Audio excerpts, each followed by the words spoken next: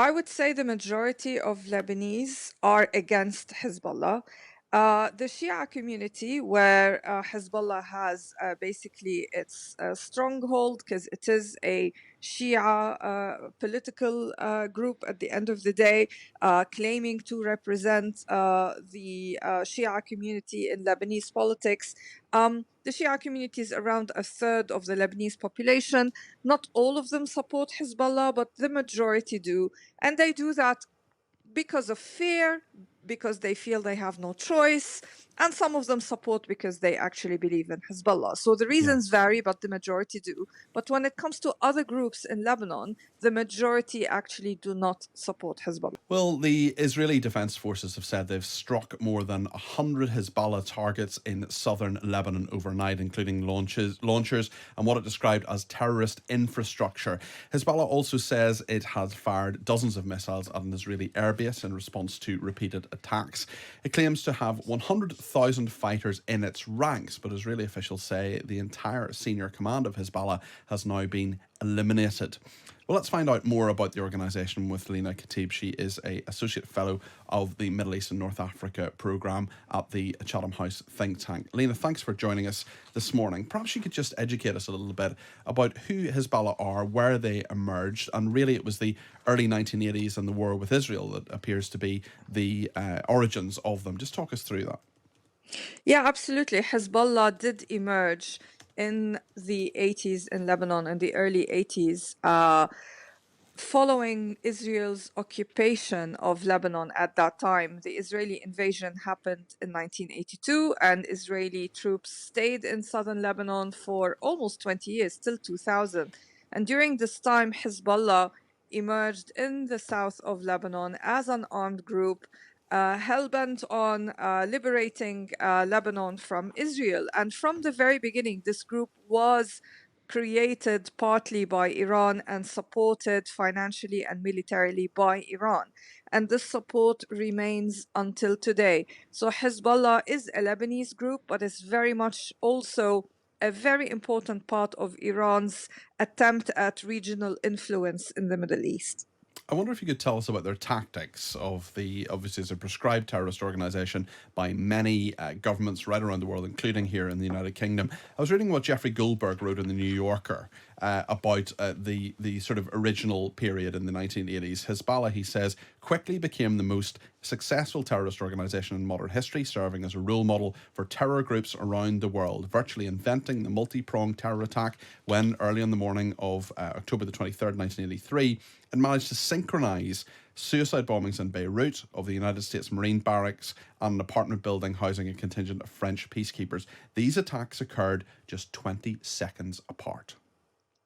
Yes, I mean, in the 80s, Hezbollah stood out because it was backed by Iran to such an extent that it had resources that other groups did not have. And it really benefited from training by the Iranian Revolutionary Guard Corps. Remember that Iran had been around that same time fighting a war with Iraq. The revolution had happened, the Islamic Revolution in Iran in 79. It was a very bloody period with high level of military activity that got transferred basically in terms of expertise to Lebanon. And this is what allowed Hezbollah to have the upper hand, not just over Israel, but also over other groups in Lebanon at that time, because Lebanon was going through civil war. There were other militias in Lebanon at that time, including Muslim Shia groups, mainly a group called Amal, which is Hezbollah's predecessor. And eventually, Hezbollah managed to overwhelm that, to assert itself, meaning Hezbollah as the only representative of the Shia community politically, even though Amal is still there. But Hezbollah managed to overwhelm even groups that came from the same basically political and social background. And Hezbollah has since then become Lebanon's most powerful armed group, even more powerful than the Lebanese army. And just in that regard of it being the most powerful group, what is the attitude of the Lebanese people? I'm sure there are many who have varying views. It's a very diverse country in many ways in terms of political views, and its culture is a very advanced one. And I just wonder how much support there actually is for Hezbollah in Lebanon today. I would say the majority of Lebanese are against Hezbollah. The Shia community, where Hezbollah has basically its stronghold, because it is a Shia political group at the end of the day, claiming to represent the Shia community in Lebanese politics. The Shia community is around a third of the Lebanese population. Not all of them support Hezbollah, but the majority do. And they do that because of fear, because they feel they have no choice, and some of them support because they actually believe in Hezbollah. So the Yeah. reasons vary, but the majority do. But when it comes to other groups in Lebanon, the majority actually do not support Hezbollah. How about this week, and how much of a blow will it have been? The sophisticated, audacious attack by Israel with the pagers, with walkie talkies. There must be a lot of insecurity within Hezbollah terrorists. There must be a lot of worry from people in Lebanon. We've been speaking to people at various points over the last couple of days about this, but I just wonder, in terms of the infrastructure, in terms of the leadership of Hezbollah, obviously a number of them have been assassinated, how it stands now as opposed to how it stood a week ago, in your estimation?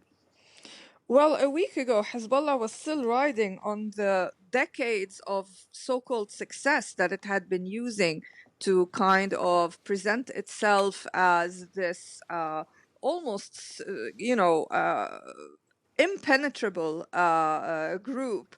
It claimed success when Israel withdrew from Lebanon in 2000. It claimed success when it had a big war with Israel in 2006.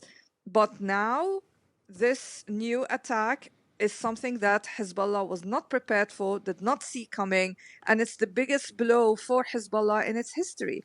So it is in a state of disarray. It is limited now in terms of what it can do militarily against Israel, simply because its communications network has been deeply intercepted and infiltrated by Israel. So it really is limited operationally. Lina, thank you very much indeed. That's Lina Khatib there, who is Associate Fellow of the Middle East and North Africa Programme at Chatham House, the think tank in London.